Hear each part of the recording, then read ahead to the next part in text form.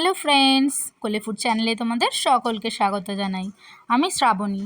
আজ আমি বানাবো সামুদ্রিক কাঁকড়ার ঝাল। কাঁকড়ার ঝাল বানানোর জন্য আমি প্রথমে কাঁকড়াগুলোকে দেখো ভালোভাবে ভেঙে ধুয়ে নিয়েছি। কাঁকড়ার বড় দাঁড়াগুলো আলাদা করেছি, ছোটোগুলো আর কাঁকড়ার মাঝখানে ওই পেট যেটাকে বলে ওটা আলাদা আলাদা করে দেখো রেখেছি। আর কাঁকড়ার বড় দাঁড়াগুলো একটু ফাটিয়ে নিয়েছি যাতে ওর ভেতরে নুন ঝালগুলো ঢুকতে পারে। চলো এবার আমরা কড়াইতে তেল বসিয়ে দিয়েছি। এবার আমরা কাঁকড়াগুলো খুব ভালোভাবে ভেজে নেব। ভাজার আগে তেলে একটু হলুদ দিয়ে দেব। কাঁকড়াগুলো খুব ভালোভাবে ভেজে নেব।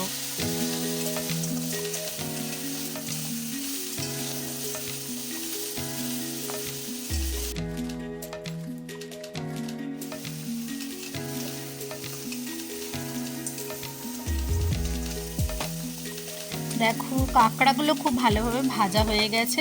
এবার আমরা নামিয়ে নেব।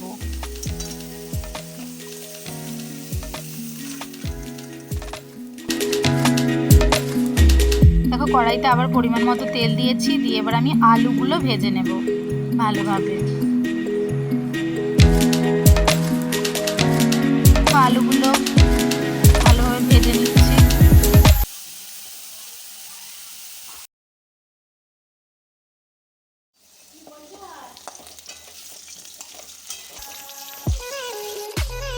দেখো আলুগুলো ভাজা হয়ে গেছে, এবার আমরা তুলে নিচ্ছি।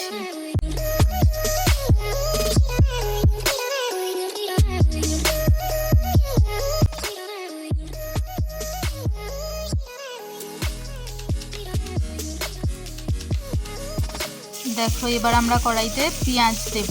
পেঁয়াজগুলো খুব ভালোভাবে ভেজে নেব।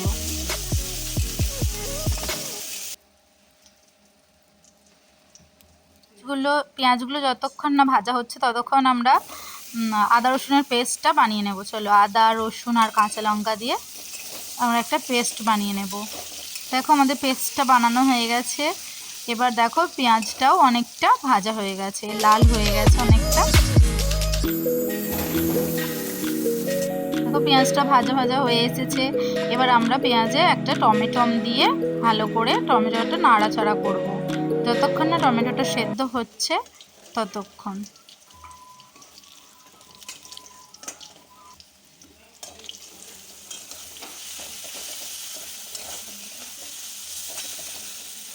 দেখে বুঝতেই পারছো টমেটোটা অনেকটা সেদ্ধ হয়ে গেছে।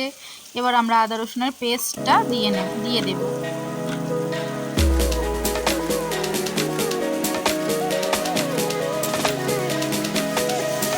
আমরা খানিকক্ষণ নাড়াচাড়া করব যতক্ষণ না আদা রসুনের কাঁচা গন্ধটা যাচ্ছে ততক্ষণ।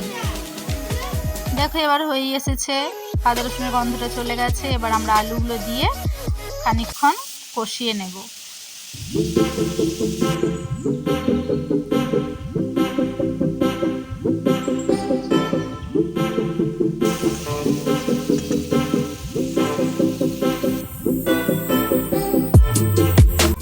এবার আমরা পরিমাণ মতো হলুদ, নুন, লঙ্কা, কাশ্মীরি লঙ্কার গুঁড়ো সব দিয়ে ভালো করে নাড়াচাড়া করে নেব।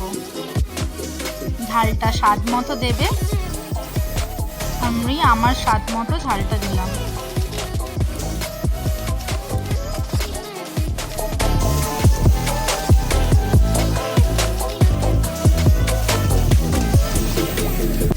এবার আমরা পরিমাণ মতো জল দেব, দিয়ে আবার খানিকক্ষণ নাড়াচাড়া করে নেব।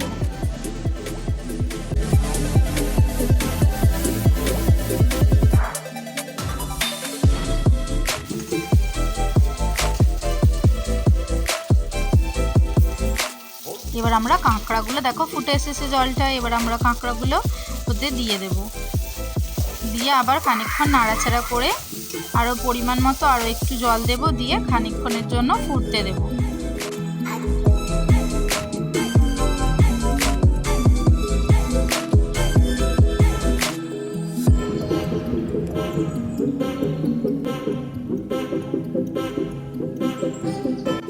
দেখতেই পাচ্ছ রান্নাটা দেখো হয়ে এসেছে।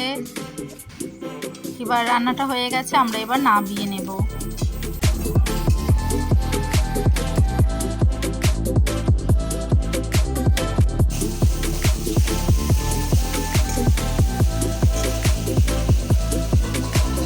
রান্নাটা যদি তোমাদের ভালো লেগে থাকে তাহলে অবশ্যই একটা লাইক করবে এবং আমার চ্যানেলটা সাবস্ক্রাইব করে দেবে, আর কমেন্টে অবশ্যই জানাবে রান্নাটা কেমন হয়েছে। সবাইকে অসংখ্য ধন্যবাদ। দেখা হচ্ছে পরের ভিডিওয়ে। আর একদম শেষে আমরা নামিয়ে নিলাম, নিয়ে একটু হালকা করে গরম মশলা ছড়িয়ে সার্ভ করব।